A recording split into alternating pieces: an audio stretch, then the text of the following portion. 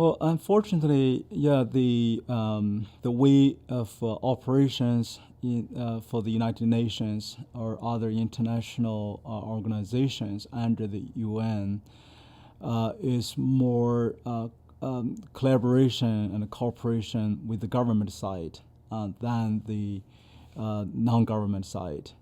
And especially in China, I mean, there is no real NGO was allowed to exist, as we all know. And those organizations, especially like the UN, I think by working with the Chinese government, they have their own really blind spots.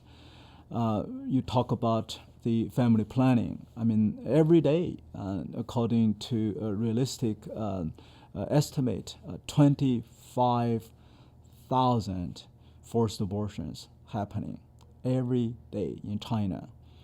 And part of the funding from the UN and actually part of the U.S. taxpayers' money are still being used to support this forced abortion and forced sterilization policy.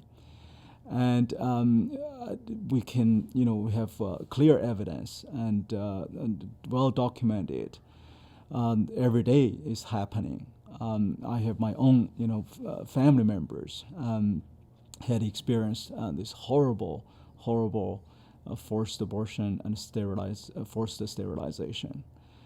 And the other mechanism for human rights, unfortunately, were prevented or discouraged from entering into China to have a full picture, like the working group on arbitrary detention or special rapporteur on torture, on religious special rapporteur on religious freedom.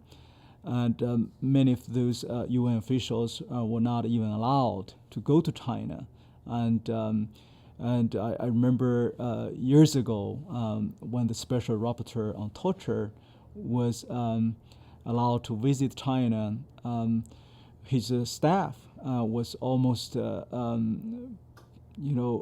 designed by the government security agencies with a car accident for simply arranging a meeting with the most prominent Chinese human rights lawyer, Gao Zhisheng, who has been missing for over 2 years now.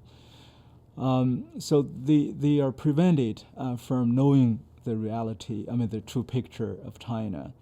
I think that's the sad reality.